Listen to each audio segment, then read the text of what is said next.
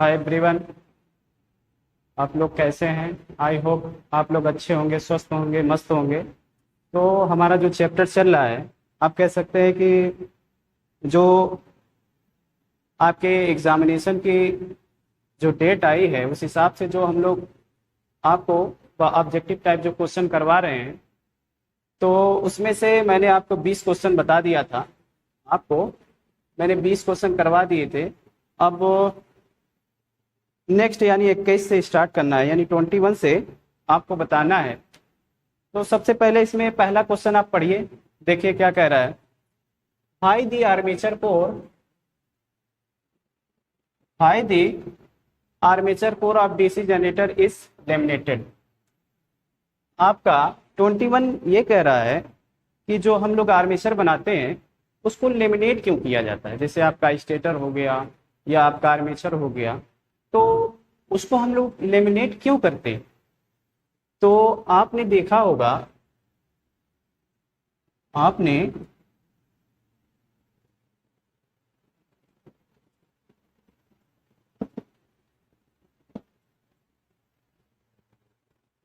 देखा होगा कुछ इस तरीके से पतली पतली पत्तियों को काटा जाता है, ठीक है। ऐसे पतली पतली जो आपके आर्मेचर या स्टेटर बनाए जाते हैं, जो आपके आर्मेचर या स्टेटर बनाए जाते हैं, तो ऐसे पतली पतली पत्तियों को काट लिया जाता है। फिर उसको क्या किया जाता है, मतलब क्लैप किया जाता है। क्लैप मतलब उसको क्लैंपिंग के जरिए जो है ऐसे दबा के बांधा जाता है।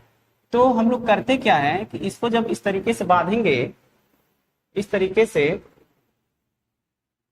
ऐसे कुछ इसी प्रकार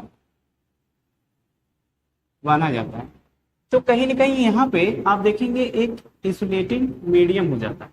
इंसुलेटिंग मीडियम हो जाता है, दैट्स मीन यहाँ पे जो करंट पूरा इस सरफेस पे फ्लो होने वाली थी, जो करंट इस सरफेस पे फ्लो होने वाली थी, अब क्या करेगी, इसी में सर्कुलेट करके रह जाएगी, इसी में सर्कुलेट करके रह जाएगी। अर्थात आप कह सकते हैं कि जो आपके ईडी करंट हैं, जो ईडी करंट मतलब जो सरफेस पे आपकी ईडी करंट बहती है, उसको कम करने के लिए हम किसका इस्तेमाल करते हैं, आप लेमिनेट का इस्तेमाल करते हैं। किसका इस्तेमाल करते हैं, लेमिनेट। मतलब उसको क्लैंप के जरिए छोटी छोटी पतली पतली पत्तियों को काट के उसको क्लैंप करके बनाया जाता है, ठीक है। तो इसका जो ऑप्शन आपका डी वाला ऑप्शन सही हो जाएगा, reduce the eddy current losses, यानी भंवर धारा हानियों को कम करने के लिए इसका इस्तेमाल किया जाता है। चलिए नेक्स्ट की बात करते हैं। समझ रहा, मतलब समझ में आ रहा है ना भैया? बता दीजिएगा अगर कोई दिक्कत होगी तो कमेंट, जब आप वीडियो देखिएगा अगर आपको समझ में ना आ जाए तो आप एक काम करिएगा, कमेंट के जरिए, कमेंट बॉक्स होता है आप यूट्यूब पे या फिर जो भी जिस ऐप पे आपको वीडियो मिलेगी उसमें कमेंट के जरिए आप लोग बता दीजिएगा, ठीक है। चलिए आगे बात करते हैं हम लोग। क्या कह रहा है 22वां question, high armature resistance of DC generator very low, यानी आर्मेचर रेजिस्टेंस का, आर्मेचर रेजिस्टेंस को आप निम्न क्यों रखते हैं। आपका जो आर्मेचर होता है उसका रेजिस्टेंस निम्न क्यों रखा जाता है। तो आपने एक सूत्र पढ़ा है, आप एक सूत्र पढ़े हैं, P बराबर होता है आपका I स्क्वायर R, ठीक ठीक भाई। तो क्या होता है कि रेजिस्टेंस का मान अगर ज्यादा कर देंगे, रेजिस्टेंस का मान अगर आप ज्यादा कर देंगे क्या होगा, आपकी पावर बढ़ जाएगी, या आप कह सकते हैं पावर लॉसेस बढ़ जाएगा। तो उसको कम करने के लिए, उसको कम करने के लिए हम क्या करते हैं, जो हमारा रेजिस्टेंस है उसको हम लो कर देते हैं, ठीक। अर्थात इसका जो रेजिस्टेंस का मान होता है वो लगभग 0.5 या 1 ओम रखा जाता है, ठीक। 1 ओम मैंने बहुत ज्यादा बता दिया, मतलब 1 ओम से कहीं ना कहीं आपका कम ही रहेगा, ज्यादा नहीं हो सकता, ठीक ना। 0.5 से लेकर 1 ओम तक रखा जाता है, ठीक, समझ में आया। तो इसका जो मेन पर्पस है, अब चूंकि पावर का मान भी बढ़ गया तो आपने एक सूत्र पढ़ा है, आप एक और फार्मूला पढ़े हैं, I इंटू आर, ओम के नियमानुसार V बराबर I इंटू आर होता है, V बराबर I इंटू आर होता है। तो कहने का मतलब जो वोल्टेज लॉसेस है आई इंटू आर मतलब वोल्टेज लॉसेस वो भी बढ़ जाएगा। क्यों बढ़ेगा? आप देख रहे हैं जो आपका रेजिस्टेंस है वो किस पे डिपेंडेंट है? वोल्टेज पे। अगर रेजिस्टेंस का मान बढ़ाएंगे तो वोल्टेज का मान क्या होगा? बढ़ जाएगा। तो दैट्स मीन हमारे कहने का मतलब है कि हम लोग ये चाहते हैं कि हमारा रेजिस्टेंस मिनिमम से मिनिमम रहे। ठीक, जो आपका आर्मेचर का रेजिस्टेंस है वो मिनिमम से मिनिमम रहे।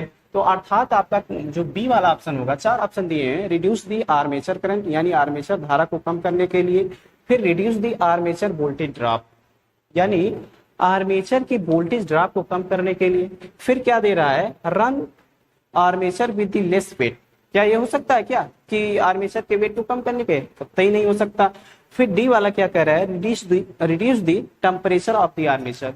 क्या आर्मेचर के आप रेजिस्टेंस को इससे कम कर सकते हैं? नहीं। तो आपका बी वाला ऑप्शन सही हो जाएगा। ठीक, बी वाला ऑप्शन आपका सही हो जाएगा। चलिए नेक्स्ट क्वेश्चन की बात करते हैं। नेक्स्ट क्वेश्चन की बात कर लेते हैं हम लोग। चलिए क्या कह रहा है? 23वां क्वेश्चन, 23 क्वेश्चन क्या कह रहा है उसके बारे में देख लें आप लोग। Why the DC generator should run in clockwise direction only. यानी कि आपकी चाहे डीसी जनरेटर हो, डीसी मोटर हो, या आप कोई भी रोटेटिंग मशीन जितनी भी हैं उनको आप हमेशा क्लॉकवाइज में ही क्यों घुमाते हैं? उसी के बारे में पूछा है कि डीसी जनरेटर जो आपका है उसको हम क्लॉकवाइज क्यों घुमाते हैं। तो आइए जानते हैं हम लोग क्यों घुमाते हैं उसको। कुछ आप लोग फर्स्ट ईयर में पढ़े होंगे अगर मैग्नेट के बारे में, तो उन्हीं के बारे में हम डिस्कस करते हैं कि जैसे आपका कोई मैग्नेट है तो उसमें क्या होते हैं कि टीनी मैग्नेट होते हैं, छोटे छोटे आपके पोल्स होते हैं। ठीक, आपके प्लस माइनस, फिर प्लस माइनस, ये आपके क्या होते हैं? पोल्स होते हैं। तो जब हम इस पे सप्लाई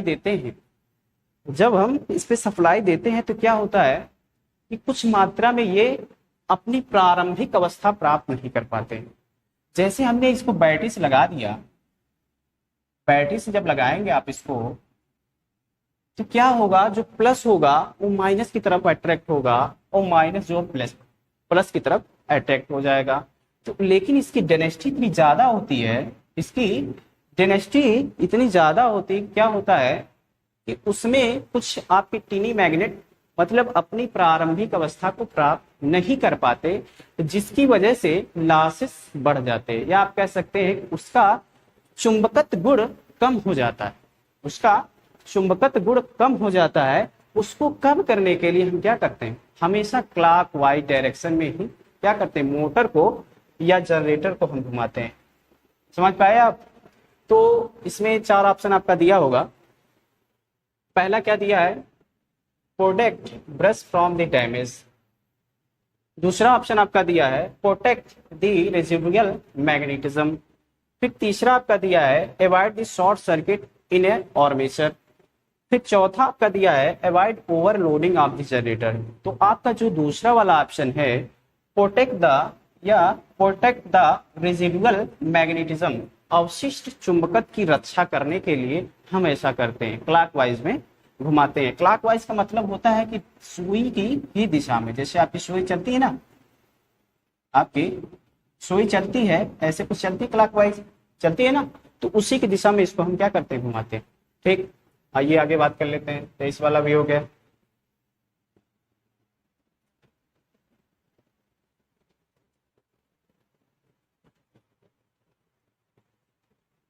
चौबीस क्या कह रहा है? 24 क्या कह रहा है उसके बारे में जान लें। High compensating binding is provided in large DC generator. यानी बड़ी दिष्ट धारा जनरेटर में आप कंपनसेटिंग बाइंडिंग का इस्तेमाल क्यों करते हैं, उसके बारे में आपसे पूछा गया है। तो मैंने आपको जब इसके पहले जो क्लास लिया था उसमें बताया था कि कंपनसेटिंग, जैसे हमारा कोई मोटर या जनरेटर है उसमें 3 फंडामेंटल मिलते हैं, या आप कह सकते हैं 3 कंपोनेंट मिलते हैं। आपका एक क्या कहलाता है? मैग्नेटाइज कहलाता है। आपका एक मैग्नेटाइज कहलाता है, ठीक है, मैग्नेटाइज। दूसरा आपका कहलाता है क्रॉस मैग्नेटाइज। तीसरा आपका कहलाता है डाई मैग्नेटाइज। यानी तीन ये चीजें, किसी भी मशीन की बात करेंगे आप, अगर डीसी जनरेटर की बात करेंगे या मोटर की बात करेंगे, तीन कंपोनेंट आपको मिलेंगे। एक मैग्नेटाइज वाला पोर्शन रहेगा, दूसरा आपका क्रॉस मैग्नेटाइज वाला रहेगा, तीसरा आपका रहेगा डीमैग्नेटाइज वाला। तो हम क्या करते हैं, जो कंपनसेटिंग बाइंडिंग लगाते हैं वो हम क्रॉस मैग्नेटाइज को कम करने के लिए इस्तेमाल किया जाता है। अर्थात कहने का मतलब ये है कि जो हमारा आर्मेचर होता है, आर्मेचर जो हमारा होता है उसी के हम सीरीज में कंपनसेटिंग बाइंडिंग का इस्तेमाल करते हैं, ठीक है। ये आपकी कंपनसेटिंग बाइंडिंग कहलाती है। इसको हम इसी के सीरीज में, यानी आर्मेचर के सीरीज में इसका इस्तेमाल किया जाता है, ठीक है। ये करता क्या है कि जो हमारे क्रॉस मैग्नेटाइज है उसको न्यूट्रलाइज करता है, जिससे कि आपकी मतलब मोटर में किसी प्रकार की हानि ना हो। यानी इससे जो हानि आपको हो रही है या हैजार्ड जो हो रहे हैं इससे, उसको कम करने के लिए इसका इस्तेमाल किया जाता है, कंपनसेटिंग बाइंडिंग का, ठीक। चलिए आगे। तो इसमें ऑप्शन आपका कौन सा सही हो जाएगा, कनेक्टेड मोर लोड, गलत है। फिर रिड्यूस द कम्यूटेशन इफेक्ट, क्या इसको कम करने यानी कम्यूटेशन प्रभाव जो है उसको कम करने के लिए इसका इस्तेमाल किया जाता है, बिल्कुल गलत है। आगे देख लेते हैं क्या कहता है, आगे देख लेते हैं क्या कह रहा है। न्यूट्रलाइज दी आर्मेचर रिएक्शन, ठीक है, न्यूट्रलाइज दी आर्मेचर रिएक्शन, उसको कम करने के लिए हम किसका इस्तेमाल करते हैं, कंपनसेटिंग बाइंडिंग का, ठीक है, कंपनसेटिंग बाइंडिंग का इस्तेमाल करते हैं न्यूट्रलाइज दी आर्मेचर रिएक्शन। आर्मेचर रिएक्शन कहने का मतलब ये है कि जो आपका आर्मेचर है उसका इफेक्ट कितना आउटपुट पे पड़ रहा है, ठीक है, कितना आउटपुट पे पड़ रहा है उसके बारे में जो आर्मेचर रिएक्शन है वही दर्शाता है। यानी कि आप कह सकते हैं कि आर्मेचर रिएक्शन कहीं कहीं आपके स्टेटर पे कुछ प्रभाव डालेगा, जिससे कुछ न कुछ लॉसेस आपके बढ़ जाते हैं, तो उसको कम करने के लिए हम कंपनसेटिंग बाइंडिंग का इस्तेमाल करते हैं, ठीक है। आगे बात कर लेते हैं। 25 क्वेश्चन क्या कह रहा है, what is the reason for DC generator fail to build up voltage, यानी डीसी जनरेटर के वोल्टेज का निर्माण करने में विफल होने का कारण क्या है। तो आप लोग पढ़े होंगे, इसमें सबसे पहले ऑप्शन दिया है लूज द ब्रश कंटेक्ट। क्या आप जो ब्रश लगाते हैं, जैसे आपकी स्प्लिट रिंग है, स्प्लिट रिंग है या आपके आर्मेचर है, ठीक है, या आपके आर्मेचर हैं या स्प्लिट रिंग है, तो यहाँ पे आपका जो ये ब्रश लगा है क्या उसके ढीले के कारण वोल्टेज बिल्डअप करना बंद कर देता है। पहला ऑप्शन ये दिया है। दूसरा ऑप्शन क्या दिया है आपका, आर्मेचर रेजिस्टेंस मोर, क्या आर्मेचर रेजिस्टेंस अगर आप अधिक कर देंगे तो क्या वोल्टेज जो है बिल्डअप करना छोड़ देगा, ऐसा कुछ हो सकता है क्या, नहीं, ये भी गलत है। फिर लिखा है field resistance above the critical resistance. तो आपके जैसे अगर फील्ड जगह नहीं, अब चलिए यही देख लीजिए, थोड़ा समझ लीजिए उसके बारे में। जैसे हमारा जो मोटर होता है या जनरेटर की बात करेंगे, ठीक है, यही देख लीजिए।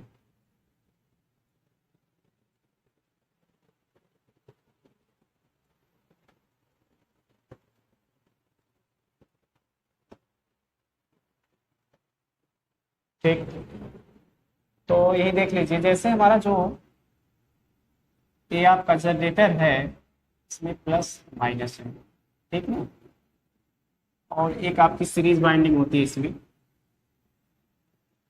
ठीक। तो यहाँ पे हम लोड लगाते हैं, क्या लगाते हैं, लोड लगाते हैं, लोड, समझ लीजिएगा। तो कह रहा है क्वेश्चन आपका क्या कह रहा है, field resistance is above the critical resistance. तो आप देखेंगे एक फील्ड रेजिस्टेंस हम लोग यहाँ पे लगाते हैं, इसी के समानांतर आप कह सकते हैं, या आप कह सकते हैं इसको, चलिए ठीक हो भी सही है, ठीक है। तो आर्मेचर के सापेक्ष इसको हम लगाते हैं, इसमें एक क्रिटिकल रेजिस्टेंस होता है, क्रिटिकल, समझ लीजिएगा स्पेलिंग थोड़ा बहुत जो भी मिस्टेक होगा, कि क्रिटिकल रेजिस्टेंस होता है एक ऐसा रेजिस्टेंस जिसपे हम क्या करते हैं, फील्ड वाइंडिंग में वोल्टेज बिल्डअप करते हैं, यानी उसका निर्माण करते हैं। अगर क्रिटिकल रेजिस्टेंस का मान, या कह सकते हैं फील्ड रेजिस्टेंस का मान क्रिटिकल रेजिस्टेंस से एबव हो गया तो हमारा वोल्टेज बिल्डअप करना बंद हो जाएगा। यही समझाना आपको रह गया था कि अगर आप field resistance is above the critical resistance, यानी फील्ड रेजिस्टेंस का मान क्रिटिकल रेजिस्टेंस के एबव हो गया तो आपका वोल्टेज बिल्डअप करना बंद हो जाएगा। यही आपका पूछा है, ठीक है, fail to build up of voltage, तो आपका थर्ड वाला ऑप्शन सही हो जाएगा। ठीक है, समझ में आया? तो चलिए आगे चलते हैं।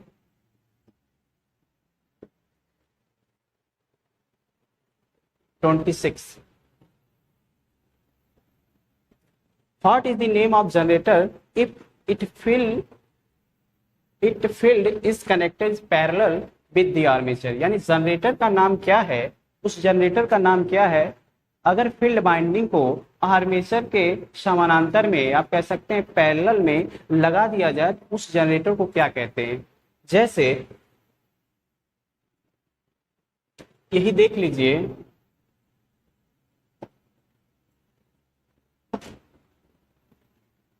जैसे आपका ये जनरेटर है,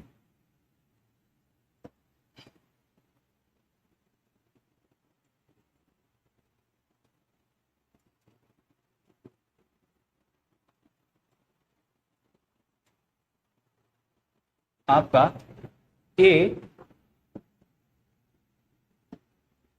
आपका ये जनरेटर है, ठीक है।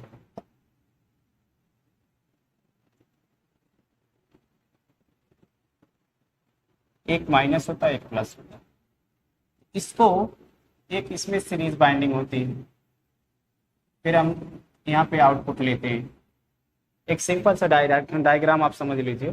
फिर हम क्या करते हैं, इसमें एक फील्ड बाइंडिंग जोड़ते हैं, एक फील्ड बाइंडिंग जोड़ते हैं, इसको हम क्या कहते हैं, फील्ड बाइंडिंग होती है। तो कह रहा है कि अगर आर्मेचर के समानांतर इसको जोड़ दिया जाए तो इसको कौन सा मोटर कहेंगे या कौन सा जनरेटर कहेंगे। तो आप देखेंगे व्हाट इज द, कहाँ गया, what is the name of the generator if it's field is connected is parallel with the armature, armature के अगर उसको समानांतर जोड़ दिया जाए तो आपका शंट जनरेटर कहलाता है। वही अगर सीरीज में जोड़ा जाता है, जैसे मैंने उसको कंपाउंड जनरेटर बनाया था, ठीक है, कंपाउंड जनरेटर, लेकिन सिर्फ अगर फील्ड बाइंडिंग आर्मेचर के समानांतर जुड़ी तो वो कौन सा जनरेटर कहलाएगा, आपका शंट जनरेटर कहलाएगा। अगर सीरीज बाइंडिंग आर्मेचर में जुड़ती है तो उसको सीरीज जनरेटर। अगर कंपाउंड जनरेटर की बात की जाए तो आर्मेचर और आपके सीरीज दोनों क्या होते हैं, आपके आर्मेचर से जुड़े होते हैं, उसे हम क्या कहते हैं, कंपाउंड जनरेटर। ठीक है। और सेल्फ एक्साइटेड क्या होता है कि जो आपकी फील्ड बाइंडिंग होती है उसको हम अलग से क्या करते हैं, किसी अलग सोर्स से हम एनर्जी देते हैं, अलग सोर्स से एनर्जी देते हैं। जैसे आपकी जो फील्ड बाइंडिंग है ना, आपकी मान के चलिए फील्ड बाइंडिंग, इसको किसी बैटरी के जरिए अलग से जब इसको हम क्या नाम एक्साइट करवाते हैं तो उसे हम क्या कहते हैं, एक्साइटेड, या आप कह सकते हैं सेल्फ एक्साइटेड डीसी जनरेटर। ठीक है, सेल्फ एक्साइटेड डीसी जनरेटर ये होता है। लेकिन आपको पूछा गया कि अगर आर्मेचर को आपके फील्ड को अगर आर्मेचर के समानांतर जोड़ दिया जाए तो आपका शंट जनरेटर कहलाता है। वही अगर फील्ड जो है सीरीज में जुड़ जाती है तो आपका सीरीज जनरेटर कहलाता है। दोनों अगर जो है आर्मेचर से जुड़ जाते हैं तो उसको हम क्या करते हैं, कंपाउंड जनरेटर कहते हैं। ठीक है, और सेल्फ एक्साइटेड के बारे में मैंने बता ही दिया आपको। आगे चलते हैं, आगे 27 के बारे में बात करते हैं। 27, what is the purpose of pole switch in DC generator. DC generator में पोल शू का काम क्या है? पोल शू हम जो अभी पिछली क्लास में मैंने आपको बताया था पोल शू के बारे में, उसका मेन उद्देश्य क्या है लगाने का। तो आपका जो फोर्थ वाला ऑप्शन है वो सही हो जाएगा। देखिए पहला क्या कह रहा है, reduce the air gap, increase the field strength, minimize the magnetic losses. और चौथा आपका कह रहा है spread out flux uniform in the air gap, यानी कि एयर गैप में आपके जो फ्लक्स है उनको एक बराबर मात्रा में पहुंचा रहा है। यानी कि जो आर्मेचर, जैसे मैंने बताया था आपको कि आपका ये क्या है, फील्ड वाइंडिंग, तो इस पे हम बाइंडिंग करते हैं, इस पे हम बाइंडिंग करते हैं। लेकिन आपका जो ये पोल शू कुछ इस तरीके से मान लीजिए आप इसको, तो क्या कर रहा है कुछ इस तरीके से इसका, तो क्या कह रहा है जो यहाँ से फ्लक्स आ रहा उसको समान दिशा में, क्या कह रहा है, समान दिशा में भेज रहा है। ठीक है, इधर उधर, यानी फ्लक्स को इधर उधर नहीं जाने दे रहा है। यानी आप कह सकते हैं जो आपके फ्लक्स, जो रिएक्टेंस फ्लक्स एक होता है, या आप कह सकते हैं कि जो डिस्टरबेंस पैदा करता है उसको खत्म करने का काम कौन सा करता है, पोल शू करता है। ठीक ना, पोल शू करता है। ठीक, आगे बात करते हैं। तो आपका फोर्थ वाला ऑप्शन सही हो जाएगा। देखिए जो आपके समझ में आ रहा है ऑब्जेक्टिव टाइप क्वेश्चन जो मैं आपको करवा रहा हूं, जो आपको समझ में आ रहा है ठीक है, लेकिन जो नहीं समझ में आ रहा है तो इसका सीधा सा फंडा ये होता है, जो हम लोग बहुविकल्पी टाइप क्वेश्चन पढ़ते हैं, सीधा सा फंडा ये रहता है कि आप सबसे पहले तो उसके बारे में खोजिए, जानिए। लेकिन अगर नहीं मिल रहा है वो चीज तो सिंपल सा फंडा उसको याद कर लिए। लेकिन मैंने जितने क्वेश्चन आपको बताए कुछ ना कुछ उसके बारे में जरूर डिस्कस किया है कि आपको चीजें रटनी ना पड़े। ठीक ना, आपको चीजें मतलब एक प्रकार से आपको मतलब दिमाग में प्रेशर नहीं बनाना, आप उस चीज को जाने कि होता क्या है। उसके बाद ऑटोमेटिक देखिए हमारा जो दिमाग होता है, हमारा जो दिमाग होता है वो कोई अगर फिगर आपको मिल जाए, उसकी जो कैपेसिटी एब्जॉर्ब करने की फिगर को, वो 7 गुना होती है, 7 गुना होती है। यानी कोई फिगर आप देखे तो कहीं ना कहीं वो उसकी क्षमता 7 गुना बढ़ जाएगी उसको लेने के लिए, ठीक है, उसको पकड़ने के लिए। तो इसीलिए मैं हर क्वेश्चन पे कहीं ना कहीं फिगर का इस्तेमाल कर रहा हूँ कि आपको चीजें मतलब रटनी ना पड़े, वो चीजें आपके दिमाग में सेट हो जाए। ठीक है, आगे बात करते हैं। आगे हम क्या, 28 क्वेश्चन है आपका। क्या कह रहा है, what is the function of split ring in DC generator, यानी डीसी जनरेटर में स्प्लिट रिंग का कार्य क्या है। जैसे आपने देखा होगा जो आपके आर्मेचर होते हैं उसमें एक आपका कम्यूटेटर होता है। ठीक है, कम्यूटेटर होता है जिसका काम ये है, कम्यूटेटर का काम ये है कि जो उसके अंदर एसी उत्पन्न हो रही है उसको डीसी में कन्वर्ट करना, उसको डीसी में कन्वर्ट करना रहता है। जैसे यहाँ पे हम ब्रश लगा देते हैं, ब्रश के जरिए हम क्या करते हैं, सप्लाई यहाँ से ले लेते हैं। ठीक है, सप्लाई हम ब्रश के जरिए ले लेते हैं। तो कहीं ना कहीं जो ये आपके कम्यूटेटर बनाए जाते हैं वो अरेंज ऑफ स्प्लिट रिंग, यानी कि इसी के अरेंजमेंट के जरिए इसको बनाया जाता है, इसी के अरेंजमेंट के जरिए बनाया जाता है। और मैंने इसका बेसिकली काम यही बताया आपको कि ये क्या करता है, एसी को डीसी में कन्वर्ट कर देता है। और प्योर डीसी नहीं रहती, जैसे हम लोग डीसी 2 प्रकार के जानते हैं। मतलब एक तो अगर देखिए जो पढ़ा लिखा नहीं है या इसके बारे में नहीं जानता है तो कहेगा डीसी मतलब डीसी होती है जो हमेशा कंटिन्यू बनी रहती है, लेकिन नहीं, ऐसा नहीं होता है। डीसी आपकी 2 प्रकार की होती है, डीसी आपकी 2 प्रकार की होती है। एक तो जो कांस्टेंट हमेशा बनी रहती है, एक आपकी कांस्टेंट हमेशा बनी रहती है, लेकिन दूसरा क्या होता है कि वो पल्सेटिंग होती है, यानी आपकी एक बार मैक्सिमम होगी, फिर 0 होगी, फिर 0 से उठेगी, फिर मैक्सिमम होगी, इस तरीके से। तो हमारा जो कम्यूटेटर होता है कुछ इसी प्रकार से ऊर्जा हमको देता है, या आप कह सकते हैं इसी प्रकार से इसमें धारा प्राप्त होती है। ठीक है, तो हमारे जो चार्जर होते हैं, हमारे जो चार्जर होते हैं, या आप कह सकते हैं जो पावर बैंक होता है, मतलब एक पावर बैंक आके उसको हम लोग चार्ज करते हैं। उसके बाद कहीं जैसे एग्जाम देने जाते हैं हम लोग, तो क्या होता है कि भाई इंस्टेंटेनियस में उसकी ज़रूरत पड़ जाती है, आप कह सकते हैं आपकी मोबाइल डिस्चार्ज हो जाती है, तो उसमें जो धारा होती है कुछ इस प्रकार से होती है। ये धारा नहीं होती, ये धारा आपको डीसी मिलेगी, सॉरी जो आपकी बैटरी वोटरी नहीं होती है उसमें मिलेगी ये धारा। लेकिन अगर जो उपकरण के जरिए उत्पन्न होती है, जैसे आपका कम्यूटेटर है, उसकी अगर संरचना देखें तो कुछ इस प्रकार से मिलेगी आपको। ठीक है, समझ पाए आप?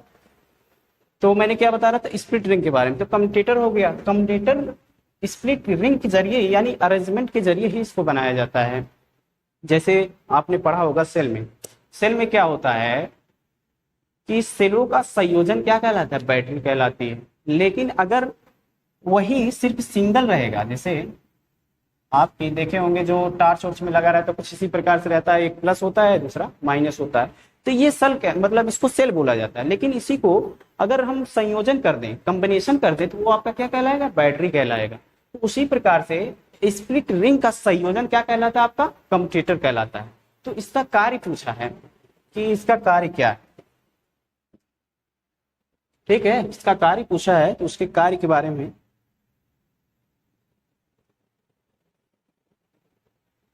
तो इसका कार्य जो है थर्ड वाला ऑप्शन आपका सही हो जाएगा। ठीक है, थर्ड वाला, collect the current unidirectional, यानी धारा को एक दिशा में एकत्रित करना रहता है। ठीक ना, अभी मैंने बताया कि कुछ इसी तरीके से उसकी संरचना होती है, ये प्लस होता है ये माइनस। तो यही से ये कार्बन ब्रश है, ये आपका स्प्लिट है, क्या है? Split ring. ठीक है, इसी के जरिए हम क्या करते हैं? आउटपुट पे प्राप्त करते हैं। जो भी आउटपुट आपका लगा है इसी के जरिए हम क्या कर लेते हैं? प्राप्त कर लेते हैं। अगर जैसे आपका जनरेटर है, जनरेटर से हम क्या करते हैं? आउटपुट लेते हैं। ठीक ना, आउटपुट लेते हैं। अगर वही मोटर रहता है तो हम लोग देते हैं। ठीक है, तो यहाँ से आपको वोल्टेज यहाँ पे मिल जाएगी, चूंकि जनरेटर की बात हो रही है। ठीक है, कलेक्ट द करंट, यानी इसमें करंट प्रवाहित होगी तभी तो, यानी collect the current unidirectionally, यानी धारा को एक दिशा में एकत्रित करता है। कौन सा करता है? स्प्लिट रिंग आपका करता है। चलिए नेक्स्ट बात करते हैं।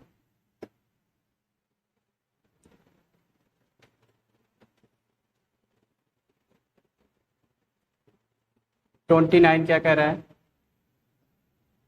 विच material is used to make brush in generator, यानी जनरेटर में कौन सा मटेरियल हम इस्तेमाल करते हैं? सॉरी, इसमें कह रहा है कि जो ब्रश आप लगाते हैं जनरेटर में वो किस मटेरियल का बना होता है। किस मटेरियल का बना होता है उसके बारे में आपसे पूछा है। तो आपका पहला ऑप्शन क्या कह रहा है? Steel and graphite. क्या स्टील और ग्रेफाइट के बनाए जाते हैं? दूसरा ऑप्शन क्या कह रहा है आपका? कार्बन और ग्रेफाइट। तीसरा ऑप्शन आपका कह रहा है कास्ट आयरन एंड ग्रेफाइट। चौथा ऑप्शन आपका कह रहा है एल्युमिनियम एंड ग्रेफाइट। तो इस चारों में से जो आपके कार्बन के अपरूपक हैं उसी के जरिए हम क्या करते हैं? बनाते हैं। तो आपका सेकंड वाला ऑप्शन सही हो जाएगा, कार्बन एंड ग्रेफाइट। तो मैंने अभी बताया आपको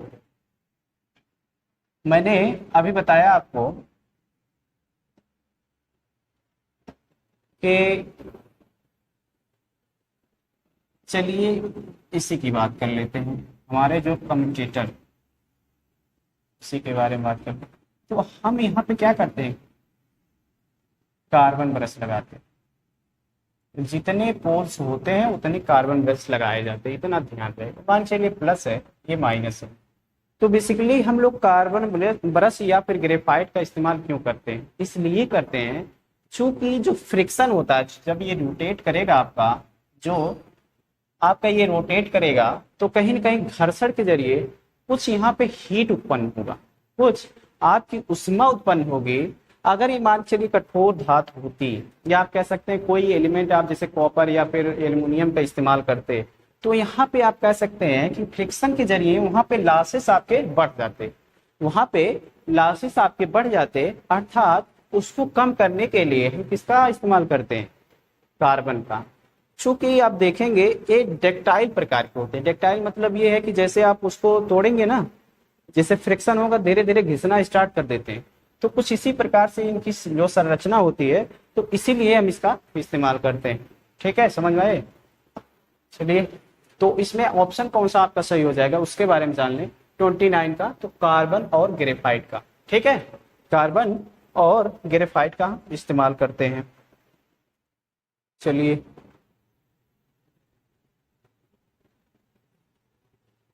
30 क्या कह रहा है उसके बारे में जान लें।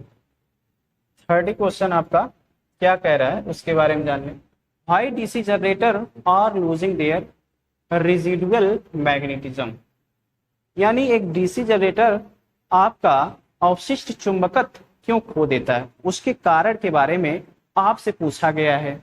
तो पहले आपका जो ऑप्शन दिया है heavy short circuit in load, क्या भार में भारी शॉर्ट सर्किट की वजह से होता है। फिर दूसरा ऑप्शन आपका दिया है बिना लोड के लगातार चल रहा है, रनिंग विदाउट लोड कंटिन्यूसली, क्या ये हो सकता है। तीसरा ऑप्शन क्या आपका आपसे पूछा है कंटिन्यूअस रनिंग विदाउट ब्रेक, यानी बिना रुके लगातार चलना, क्या ये ऑप्शन हो सकता है। Change of direction of rotation very often. तो आपका इन चारों ऑप्शन में से एक ऑप्शन आपका सही है। तो उस क्वेश्चन को आइए पहले हम डिस्कस कर लेते हैं, उसके बाद फिर हम आपको बताते हैं। वैसे आप गेस लगा सकते हैं कि कौन सा ऑप्शन आपका सही होगा। तो बात करते हैं,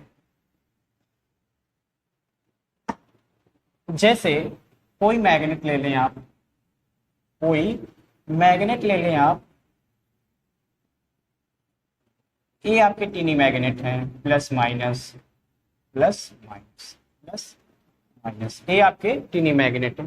क्या होता है कि जब इसको हम रिवर्सिबल करते हैं यानी रिवर्स बार बार करते हैं तो इनकी डेंसिटी, वही पिछला क्वेश्चन जो अभी था ना इसके पहले, तो इनकी डेंसिटी काफी ज्यादा होने की वजह से कुछ एलिमेंट जो है अपनी प्रारंभिक अवस्था नहीं प्राप्त कर पाते हैं, जिसकी वजह से उसके अवशिष्ट चुंबक क्या होते हैं, धीरे धीरे समाप्त होना स्टार्ट हो जाते हैं, धीरे धीरे समाप्त होना स्टार्ट हो जाते हैं। इसीलिए हम इनको बार बार रिवर्सिबल नहीं करते हैं, बार बार रिवर्सिबल नहीं करते हैं। अब चूंकि इसको अगर इनकी डायरेक्शन इधर कर दिया यानी माइनस इधर आ जाए प्लस इधर आ जाए और फिर माइनस इधर हो जाए प्लस इधर हो जाए, फिर हमने डायरेक्शन चेंज किए और फिर प्लस आपका यहाँ माइनस आया और प्लस यहाँ, फिर प्लस यहाँ आ जाएगा और माइनस प्लस उठ के आपका यहाँ आ जाएगा। तो होता क्या है कि उसमें कुछ एलिमेंट आपके यानी कुछ टीनी मैग्नेट वो अपनी जो उनकी मूल प्लेस है उसको नहीं प्राप्त कर पाते हैं, जिसकी वजह से वो अपने अवशिष्ट चुंबक को समाप्त करना स्टार्ट कर देते हैं। आप कह सकते हैं उनका चुंबकत्व गुण कम हो जाता है, ठीक है, उनका चुंबकत्व गुण कम हो जाता है। उसकी वजह से मैं ऐसा, कौन सा क्वेश्चन था आपका 30 ना, तो आपका डी वाला ऑप्शन आपका सही हो जाएगा, यानी change of direction of rotation very often, यानी कि why DC generator losing their residual magnetism, यानी उनके डायरेक्शन को बार बार अगर आप चेंज करेंगे तो आपका कहीं ना कहीं उनका जो चुंबकत्व का गुण है वो धीरे धीरे समाप्त हो जाएगा। वैसे मैग्नेटिज्म में हम आपको बताएंगे, इसमें कई प्रकार के जो मैग्नेट है आपके कई प्रकार के होते हैं, और जैसे आपका डाई मैग्नेटिक होता है, फिर आपका पैरा मैग्नेटिक होता है, फिर आपका फेरो होता है, तो उसके बारे में आपको बताया जाएगा। चिंता करने की कोई आवश्यकता नहीं, बस पढ़ते रहिए आप लोग, ठीक है, पढ़ते रहिए। तो आपका ऑप्शन इसमें चौथा वाला ऑप्शन आपका सही हो जाएगा, यानी change of direction rotation of very often, ठीक है। आगे बात करते हैं 31 क्या कह रहा है, how does the magnetic circuit complete through the yoke and poles in generator, यानी एक जनरेटर में योक और ध्रुव के माध्यम से चुंबकीय सर्किट कैसे पूरा होता है उसके बारे में पूछा है। तो आपका 4 ऑप्शन दिया है, फील्ड कॉइल्स, आर्मेचर कोर, फिर उसके बाद लेमिनेटेड कोर, फिर बाइंडिंग कंडक्टर। तो इसका जो ऑप्शन हो जाएगा आपका ऑप्शन बी वाला सही हो जाएगा, आर्मेचर कोर, यानी आर्मेचर कोर जो है योक और ध्रुव के माध्यम से आपकी चुंबकीय सर्किट मुकम्मल होती है, ठीक है। नेक्स्ट बात करते हैं 32, why the terminal voltage decrease if the load increase in DC shunt generator, यानी शंट जनरेटर में आपका जो आउटपुट पे वोल्टेज प्राप्त होता है वो रिड्यूस क्यों हो जाता है, ठीक है। टर्मिनल वोल्टेज डिक्रीज मतलब जो आपके वोल्टेज में परिवर्तन हो रहा है उसके बारे में पूछा है, ठीक है। तो आइए देखते हैं नेक्स्ट क्या इसमें ऑप्शन बनाया है।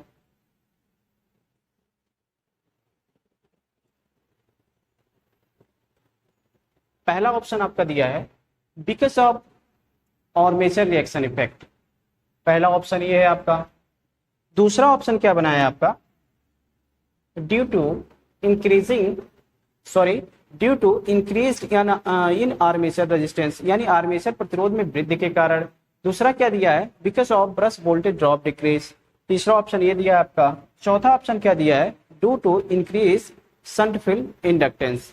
तो पहला ऑप्शन जो आपका है because of armature reaction effect, मैंने अभी बताया आपको कि कहीं ना कहीं जो आर्मेचर रिएक्शन होता है, जो आर्मेचर जब यानी कि मोटर आपकी जब या जनरेटर आपकी चल रही है, यानी आर्मेचर आपका अगर घूम रहा है तो उसका इफेक्ट कितना आउटपुट पे जा रहा है, यानी स्टेटर पे कितना जा रहा है, उसके कारण कुछ न कुछ लॉसेस होते हैं, उसके कारण कुछ न कुछ लॉसेस होते हैं, जिसकी वजह से उसका जो वोल्टेज है क्या होता है, कम हो जाता है। तो क्या हो जाएगा आपका, because of armature reaction effect. ठीक है, चलिए आगे बात करते हैं।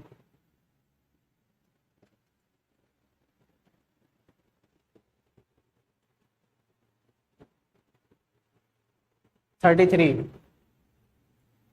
क्या कह रहा है, which type of DC generator use for long distance distribution line, यानी लॉन्ग डिस्ट्रीब्यूशन लाइन में हम किस डीसी जनरेटर का इस्तेमाल करते हैं। पहला आपका दिया है शंट जनरेटर, दूसरा आपका दिया है सीरीज जनरेटर, फिर तीसरा आपका दिया है डिफरेंशियल कंपाउंड जनरेटर, चौथा आपका दिया है कम्युलेटिव कंपाउंड जनरेटर। तो आपका आंसर जो हो जाएगा वो कम्युलेटिव कंपाउंड के साथ चला जाएगा। होता यूं है कि जैसे डीसी जनरेटर शंट जनरेटर की बात की जाए तो जो बैटरी चार्जर नहीं होता उसमें जो जनरेटर हम इस्तेमाल करते हैं उस शंट जनरेटर का इस्तेमाल करते हैं। उस सीरीज जनरेटर में क्या होता है कि चूंकि इसका टार्क बहुत हाई होता है, तो टार्क बहुत हाई होता है तो इसको हम एलिवेटर में इस्तेमाल करते हैं। ठीक है, एलिवेटर में। फिर उसका डिफरेंशियल कंपाउंड जनरेटर, इसका चूंकि जो टार्क होता है आपका बहुत मिनिमम होता है, ठीक ना, बहुत कम होता है, और इस पे अगर आप लोड बढ़ाते चले जाएंगे तो क्या होगा कि इसकी स्पीड जो है बढ़ती चली जाएगी, इसकी स्पीड बढ़ती चली जाएगी। इस मोटर की खास बात यह है, हम बताएंगे इसका यूजेस कहाँ कहाँ होता है। अभी जो मैंने जो बताया आपको वो आप याद कर लीजिए। पंपिंग सेक्टर में भी इसका इस्तेमाल किया जाता है, पंपिंग सेक्टर होता है ना, उसमें शंट जनरेटर का भी इस्तेमाल किया जाता है। ठीक है, और कम्युलेटिव कंपाउंड को मैंने बता ही दिया आपको। और डिस्ट्रीब्यूशन यानी लंबी लाइनों में इसका इस्तेमाल होता है, डिस्ट्रीब्यूशन की लंबी लाइनों में। ठीक है, आगे बात करते हैं।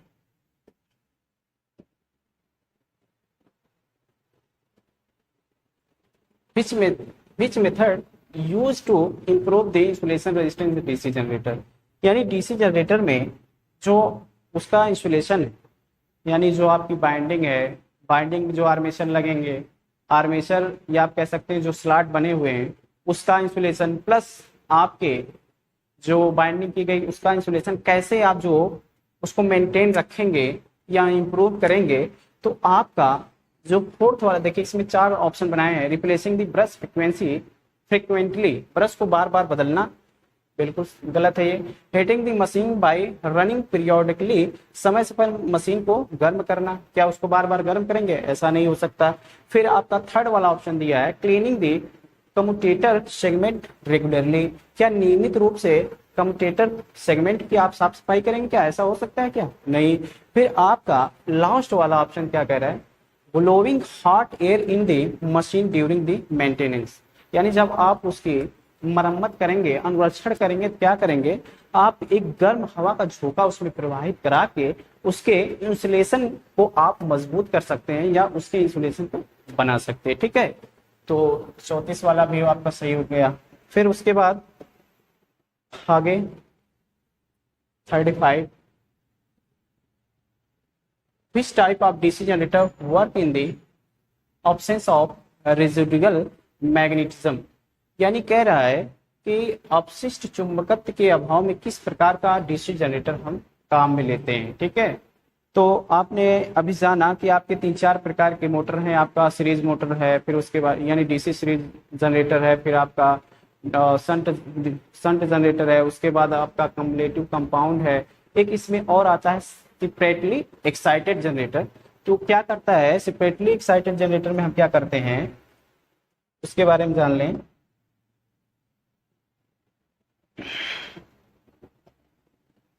सेपरेटली एक्साइटेड में क्या होता है कि जैसे मान के चलिए आपका ये जनरेटर है प्लस माइनस, ये किसी लोड से जुड़ा होगा, किसी लोड को वोल्टेज या आप कह सकते हैं वोल्टेज ड्रॉप वहां पे जाता होगा। तो क्या होता है कि इसमें एक फील्ड वाइंडिंग यानी उत्तेजित करने के लिए, ओ सॉरी,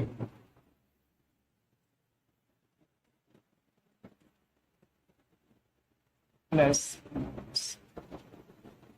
ठीक है, ये आपका आउटपुट है, यहाँ पे हम आउटपुट प्राप्त करते हैं। लेकिन सेपरेटली एक्साइटिंग में क्या होता है कि जो हमारी फील्ड बाइंडिंग होती है, जो हमारी फील्ड बाइंडिंग, इसको हम क्या कहते हैं, फील्ड बाइंडिंग,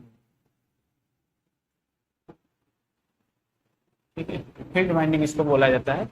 तो इसको हम अलग से क्या करते हैं, उत्तेजित करते हैं किसी बैटरी के जरिए, इसको अलग से हम क्या करते हैं, एनर्जाइज्ड करते हैं, ठीक है, एनर्जाइज कहते हैं। इसी को हम क्या कहते हैं, सेपरेटली एक्साइटेड जनरेटर बोला जाता है, सेपरेटली एक्साइटेड जनरेटर इसको बोलते हैं, ठीक है।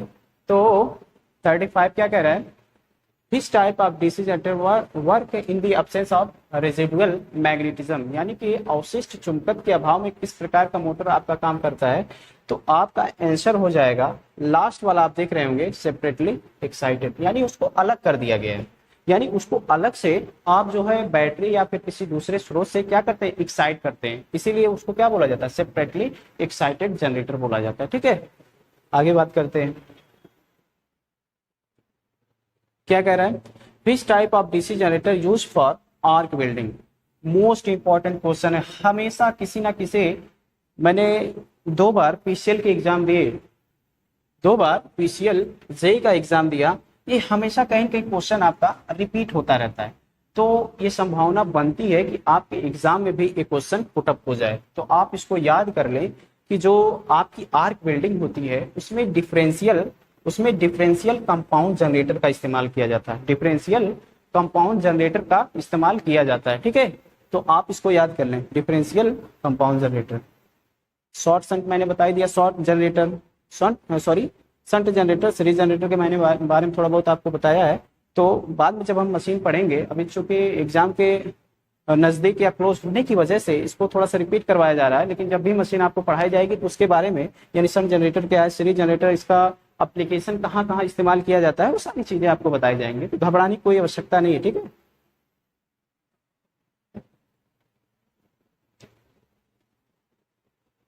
थर्टी सेवन क्या कह रहा है, what is the property of wave binding in DC generator, यानी डीसी जनरेटर में आपकी वेव बाइंडिंग का क्या रोल होता है, यानी इसके वोल्टेज ज्यादा होते हैं या फिर करंट ज्यादा होती है, या फिर आपके इसके वोल्टेज हाई होते हैं या फिर करंट लो होती है, ये सारी चीजें इसके बारे में आपसे पूछा गया है, ठीक ना, वेव बाइंडिंग। तो वेव बाइंडिंग जो होता है वो आपका हाई वोल्टेज के लिए इस्तेमाल होता है, ठीक है ना, हाई वोल्टेज के लिए वेव बाइंडिंग का इस्तेमाल होता है। और इसकी करंट कहीं कहीं जब हाई वोल्टेज होगा आपका, तो करंट आपकी क्या हो जाएगी, लो हो जाएगी। तो हाई वोल्टेज और लो करंट के लिए हम किसका इस्तेमाल करते हैं, वेव बाइंडिंग का। इसको आप ट्रिक के जरिए कैसे याद करेंगे, जैसे आपका वेव है ना, तो इसमें वी आ रहा है, तो वोल्टेज वी से क्या हो जाएगा, वोल्टेज हो जाएगा। ट्रिक इसलिए मैं आपको याद दिला रहा हूँ क्योंकि जो आपका पैटर्न है ऑब्जेक्टिव टाइप का ही पैटर्न, यानी बहुविकल्पी ही टाइप का पैटर्न है, वहां पे आपको बहुत कम समय मिलता है, ठीक ना। एक क्वेश्चन के पीछे बहुत ज्यादा आपको 2-4-5 सेकंड मिलेंगे, इतने ज्यादा नहीं मिलेंगे। तो आप अगर ट्रिक के जरिए याद रखेंगे, जैसे एक बार सोचेंगे अगर वेव बाइंडिंग किसको बोला जाता है, अच्छा जिसका वोल्टेज हाई होता है उसको जो है वेव बाइंडिंग के अंतर्गत, लेकिन ये सब चीजें नहीं है। लेकिन ट्रिक के जरिए अगर आप याद करेंगे तो फट से मार के आप अगला क्वेश्चन करना स्टार्ट कर देंगे। तो वेव बाइंडिंग जैसे बी है इसमें, तो बी वोल्टेज हाई, करंट लो, ठीक है। तो इसी प्रकार का एक लैप बाइंडिंग होता है, आपका लैप बाइंडिंग होता है। तो लैप बाइंडिंग में क्या होता है, इसमें हम क्या करते हैं, करंट को हाई रखते हैं और वोल्टेज को लो करते हैं, ठीक है। उसका एकदम उल्टा है, अपोजिट है, इतना जान लीजिएगा, ठीक है। तो इसमें कौन सा ऑप्शन हो जाएगा, हाई वोल्टेज लो करंट, सी वाला ऑप्शन आपका सही हो जाएगा। वही अगर लैप मैंने आपसे पूछ लेता तो क्या होता, हाई करंट और low voltage. High current low voltage देखिए कहीं दिख रहा है, मुझे दिख गया हाई करंट लो वोल्टेज, आपका सेकंड वाला ऑप्शन सही हो जाता। ठीक है, चलिए ये भी क्वेश्चन हो गया। 37 38 क्या कह रहा है, what is the purpose of resistance wire used in the commutator connection in DC generator. यानी डीसी जनरेटर में कम्यूटेटर संयोजन में प्रयुक्त प्रतिरोध तार का उद्देश्य क्या है, उसके बारे में पूछा गया। जो आपका ये रेजिस्टेंस है उसके बारे में पूछा गया कि उसका, ये देखिए मैंने बताया ना अभी जो एग्जांपल लिया था, इसको ही कम्यूटेटर कहते हैं। क्योंकि इसको फोल्ड करके बढ़ा दिया गया है, इसको फोल्ड करके ऐसे बढ़ाया गया है। जब ऐसे सर्कुलेट करेंगे तो कुछ इस तरीके से इसका आकार होता है। ठीक है, कुछ इस तरीके से इसका आकार होता है। अब इसको फोल्ड करके दिखाया गया है कि कैसे हम बाइंडिंग इसमें लगाते हैं, कैसे क्या। ये वेब बाइंडिंग है, इतना ध्यान दें, वेब बाइंड। ठीक है, तो इसका उपयोग या उद्देश्य पूछा है कि इसको हम क्यों लगाते हैं। तो पहला ऑप्शन आपका है मेंटेन द कांस्टेंट वोल्टेज, यानी नियत वोल्टेज बनाए रखने के लिए। दूसरा क्या कह रहा है, न्यूलिफाइंग स्टैटिकली इंड्यूस्ड ईएमएफ, यानी शून्य स्थैतिक रूप से प्रेरित ईएमएफ को कम करने के लिए क्या इसका इस्तेमाल करते हैं। फिर दिया है increasing the statically induced EM, या स्थैतिक रूप से प्रेरित ईएमएफ को बढ़ाने के लिए क्या इसका इस्तेमाल करते हैं। तो आपका पहला ऑप्शन जो है, सॉरी जो आपका सेकंड वाला ऑप्शन है वही आपका सही हो जाएगा। न्यूलिफाइंग द स्टैटिकली इंड्यूस्ड ईएमएफ, इसी को कम करने के लिए हम इसका इस्तेमाल करते हैं। ठीक है, इसको आप याद कर लीजिएगा। अगर रेजिस्टेंस आएगा तो यहाँ न्यूलिफाइंग जरूर कहीं ना कहीं आपको ऑप्शन में मिलेगा, यानी न्यूलिफाइंग द स्टैटिकली इंड्यूस्ड ईएमएफ। ठीक है, चलिए आगे बात करते हैं।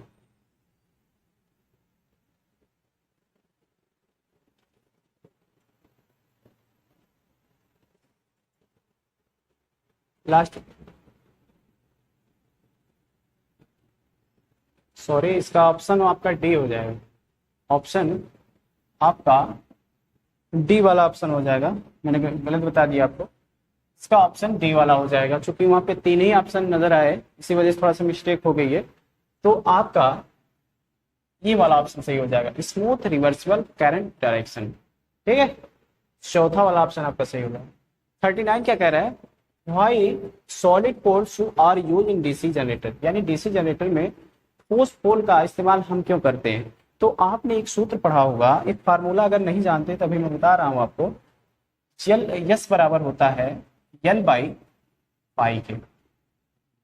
यस बराबर होता है, ये आपका रिलेक्टेंस कहलाता है, ये आपका यल जो होता है वो इंडक्टेंस कहलाता है, और यह आपका फ्लक्स कहलाता है। फिर से सुनिए, यस आपका क्या कहलाता है, रिलेक्टेंस कहलाता है। जैसे आपका अगर आप देखेंगे डीसी सर्किट में उसमें रेजिस्टेंस होता है, उसी प्रकार आप मशीनों में रिलेक्टेंस पाएंगे, अर्थात किसी भी फ्लक्स को प्रवाहित कराने में जो अवरोध उत्पन्न नहीं होता है, यानी उसके रास्ते में जो अवरोध उत्पन्न होता है उसे हम क्या कहते हैं, रिलेक्टेंस कहते हैं। और यल जो चूंकि इंडक्टेंस इसको बोला जाता है, और फ्लक्स क्या होता है, पाई। जैसे हमारे इलेक्ट्रिकल में अगर डीसी सर्किट की बात की जाए तो उसमें करंट होती है, उसी प्रकार से मैग्नेट में आपका फाई पाया जाता है। ठीक है, जिसको हम फ्लक्स कहते हैं। तो अगर आप सॉलिड का इस्तेमाल कर रहे हैं, यानी सॉलिड मटेरियल का इस्तेमाल कर रहे हैं, तो उसमें क्या होता है कि जो फ्लक्स आपके होते हैं, आप कह सकते हैं जो फ्लक्स घनत्व होता है उसका मान मैक्सिमम होता है, यानी ज्यादा होता है। तो आप हमेशा ये चाहोगे कि हमारा जो रिलेक्टेंस है वो कम से कम रहे, हमारा जो रिलेक्टेंस है वो कम से कम रहे। तो उसको कम करने के लिए हम क्या कहते हैं, सॉलिड एलिमेंट का इस्तेमाल करते हैं, या आप कह सकते हैं सॉलिड मैग्नेट का इस्तेमाल करते हैं, जिसकी वजह से हमारे जो रिलेक्टेंस है, आप कह सकते हैं एक प्रकार से प्रतिरोध जो होता है उसको कम करने के लिए हम क्या करते हैं, सॉलिड एलिमेंट का इस्तेमाल करते हैं। तो सॉलिड पूछा है, सॉलिड पोल। तो इसमें देखिए कौन सा ऑप्शन हो सकता है, due to reduce the copper losses, यानी कि तांबे के नुकसान को कम करने के लिए, या फिर आप कह सकते हैं चुंबकत्व को बढ़ाने के लिए, या फिर कह सकते हैं to decrease the residual magnetism, इसको कह सकते हैं, या फिर आप कह सकते हैं टू, चौथा वाला ऑप्शन आपका है to reduce the reluctance of magnetic path, यानी चुंबकीय पाथ के रिलेक्टेंस को कम करने के लिए। तो आपका ये क्या हो जाएगा, डी वाला ऑप्शन आपका सही हो जाएगा। मैंने आपको बता ही दिया इस फार्मूले के जरिए। चलिए आगे बात कर लेते हैं। 39 के बाद 40। This metal is use to make large capacity of DC generator use. बहुत इंपॉर्टेंट है, इसको आप ध्यान से देखिएगा, इसको आप अपने माइंड में सेट कर लीजिए। ये क्वेश्चन आपके एग्जाम में आने ही आने हैं। ये क्वेश्चन आपके जो एलिमेंट वाला चीज होता है, मान के चलिए हर एग्जाम में पूछता है, चाहे वो आपके ITI एग्जाम हो या फिर आप UPPCL में एग्जाम देंगे या TG2 का एग्जाम देंगे या आप JEE के लेवल का एग्जाम देंगे, तो ये चीजें हमेशा घुमा फिरा के पूछी जाती है। तो इसमें 4 ऑप्शन आपके दिए हैं, कास्ट आयरन, फिर दूसरा दिया आपका सॉफ्ट आयरन, तीसरा आपका दिया है एल्युमिनियम, चौथा आपका दिया है रोल्ड स्टील।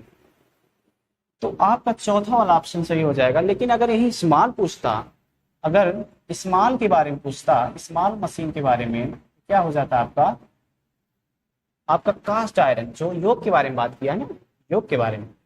तो योग में क्या होता है कि जो हम जो एलिमेंट इस्तेमाल करते हैं वो कास्ट आयरन स्मॉल मशीनों के लिए करते हैं, या मीडियम साइज, या आप कह सकते हैं मीडियम साइज मशीनों में इसका इस्तेमाल किया जाता है। लेकिन भारी मशीनों या आप कह सकते हैं बड़ी मशीनों में रोल्ड स्टील का, यानी रोल्ड स्टील का इस्तेमाल करते हैं।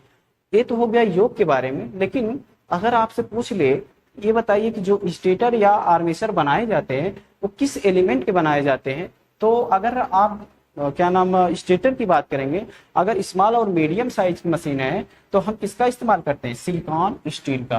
किसका इस्तेमाल करते हैं, सिलिकॉन स्टील का इस्तेमाल करते हैं। ठीक है, इसको बनाने के लिए आर्मेचर और स्टेटर, सिलिकॉन स्टील का हम लोग इस्तेमाल करते हैं मीडियम, स्मॉल और मीडियम साइज। ठीक है,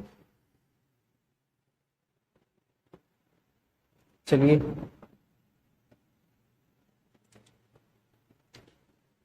41 क्या कह रहा है, what is the function of split ring in DC generator. तो ये तो क्वेश्चन रिपीट हो गया, इसके पहले भी आया था अभी ना।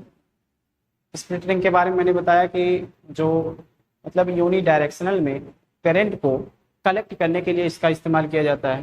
तो इसमें देखिए कोई ऑप्शन मिल रहा है क्या, देखिए आउटपुट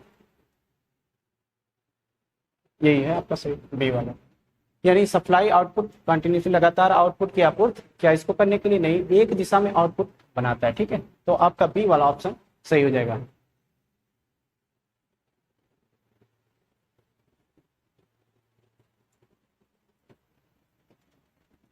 चलिए 42 क्या कह रहा है, which type of voltage induce dynamically in DC generator. DC generator में किस प्रकार का वोल्टेज गतिशील रूप से प्रेरित होता है, उसके बारे में पूछा है। तो क्या आपका पल्सेटिंग होगा, नहीं, क्या आपका ऑक्सीलेटिंग वोल्टेज होगा, क्या आपका अल्टरनेटिंग होगा, यहाँ पे देख लीजिए, क्या आपका अल्टरनेटिंग होगा, क्या आपका डायरेक्ट करंट वोल्टेज। जो आपके आर्मेचर में, चाहे वो वोल्टेज हो या फिर करंट की बात हो, तो आपके आर्मेचर में हमेशा, आपके आर्मेचर में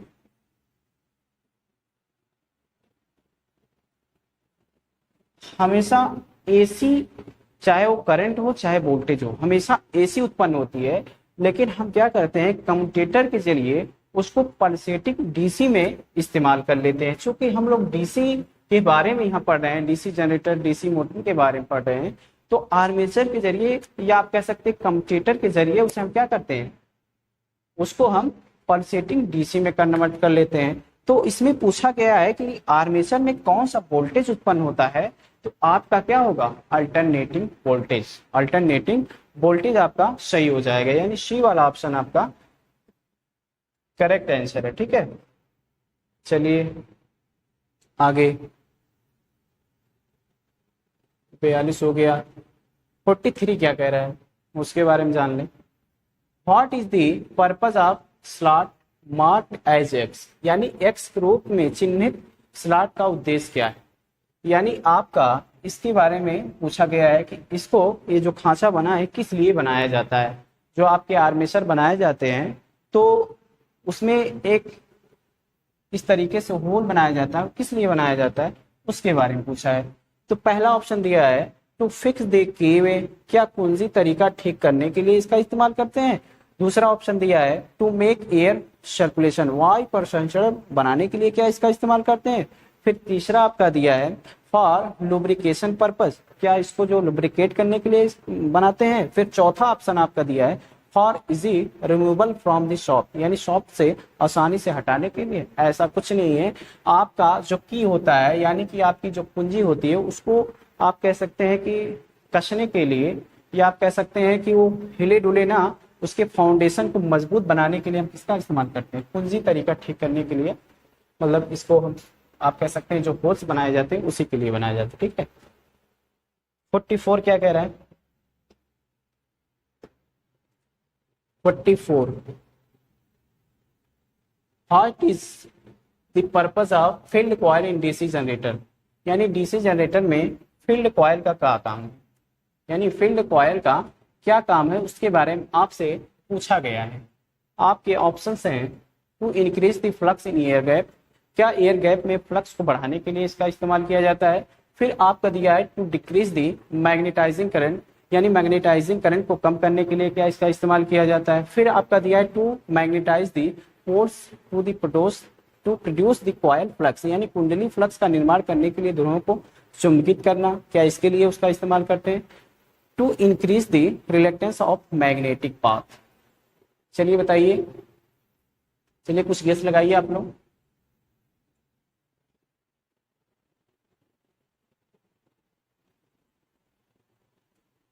चलिए इसको छोड़ देते हैं, अभी कुछ कंफ्यूजन लग रहा है हमको। 44 का इसको छोड़ देते हैं, आगे देखते हैं।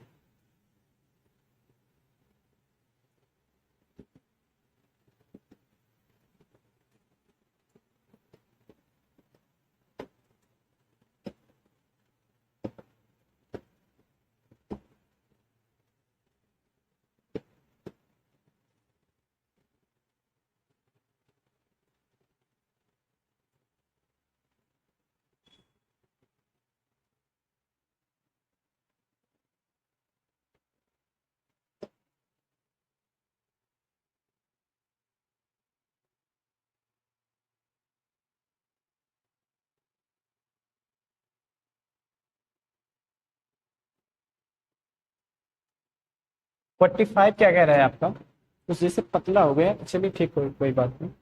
तो आपका 45 क्या कह रहा है, which material use to make pole core of the large DC generator, यानी डीसी जनरेटर में आपका जो पोल कोर है वो किस मटेरियल का बनाया जाता है उसके बारे में आपसे पूछा गया है। आपके ऑप्शंस हैं सॉफ्ट आयरन, दूसरा आपका ऑप्शन दिया है कास्ट आयरन, तीसरा आपका ऑप्शन दिया है कॉस्ट स्टील, चौथा ऑप्शन आपका दिया है क्या स्टेनलेस स्टील के बारे में। तो आपका ऑप्शन हो जाएगा, आपका ऑप्शन सी वाला ऑप्शन हो जाएगा कॉस्ट स्टील, यानी कॉस्ट स्टील के बारे में हम बताएंगे जब एलिमेंट को पढ़ाया जाएगा, क्योंकि एक चैप्टर ये पदार्थ इसमें हम एलिमेंट के बारे में जानते हैं कि कौन सा मतलब हम स्टेटर में इस्तेमाल करते हैं, कौन सा रोटर में इस्तेमाल करते हैं। तो चलिए जब वो चैप्टर स्टार्ट होगा तो आपको बता दिया जाएगा, लेकिन आप बस इतना याद कर लें कॉस्ट स्टील का योग बनाने के लिए बड़ी मशीनों में आप इसका इस्तेमाल करते हैं। फिर आगे हम बात करते हैं, आगे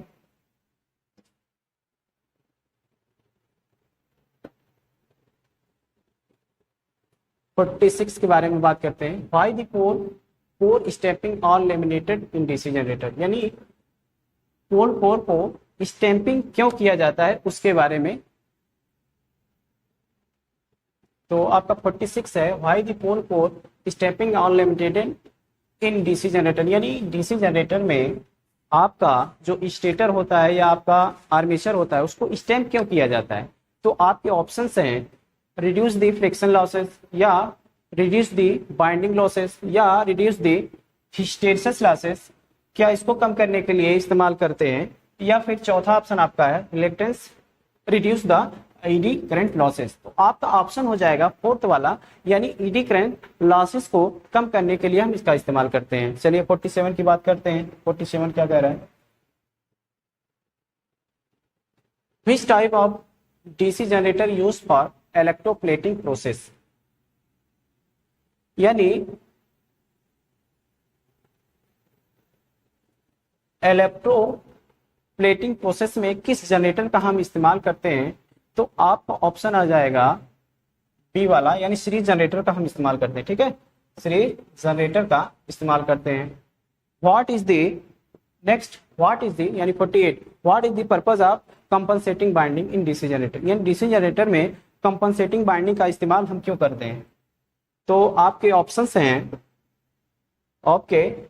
हैं, to minimise the rough commutation, दूसरा आपका ऑप्शन है maintain the constant voltage, constant output voltage यानी नियत आउटपुट वोल्टेज को बनाए रखने के लिए।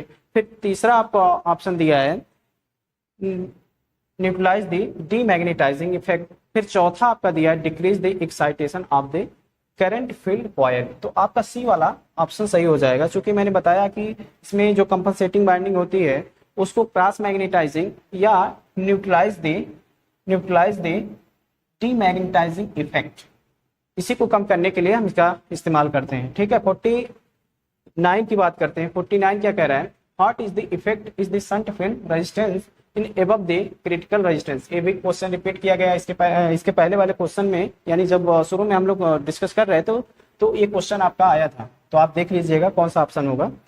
नेक्स्ट बात करते हैं, नेक्स्ट क्या है आपका 50। तो what is the effect of the armature reaction in DC generator, ये भी रिपीट हुआ है क्वेश्चन, ये भी रिपीट हुआ है। तो कहीं ना कहीं आपका बी वाला ऑप्शन हो जाएगा, आउटपुट वोल्टेज डिक्रीज हो जाता है, क्योंकि जो आर्मेचर रिएक्शन क्या करता है कि आउटपुट पे यानी आपके स्टेटर पे कहीं ना कहीं उसका प्रभाव पड़ता है, जिसकी वजह से क्या होता है कि वोल्टेज लो हो जाता है। ठीक है, चलिए 50 क्वेश्चन रहने देते हैं, और जब नेक्स्ट क्लास आपकी होगी तो कहीं न कहीं फिर यहीं से स्टार्ट किया जाएगा, यानी कि 51 से आपके क्वेश्चन पुनः स्टार्ट होंगे। और आप बढ़िया से इसको तैयार करिए। एक बार में अगर नहीं समझ में आ रहा है जो चीज़ें आप मतलब मैंने जो आपको बताया, अगर एक बार में नहीं समझ आया उसको बार बार देखिए, तो कहीं न कहीं वो चीज़ें आपके जहन में उतर जाएंगी। आप कह सकते हो कि वो चीज़ें आप फिर भूलेंगे नहीं। ठीक है, आगे बात कर, फिर आगे जब भी क्लास होगी तो फिर आगे बात किया जाएगा इस टॉपिक के बारे में। तो बहुत बहुत धन्यवाद। ठीक है।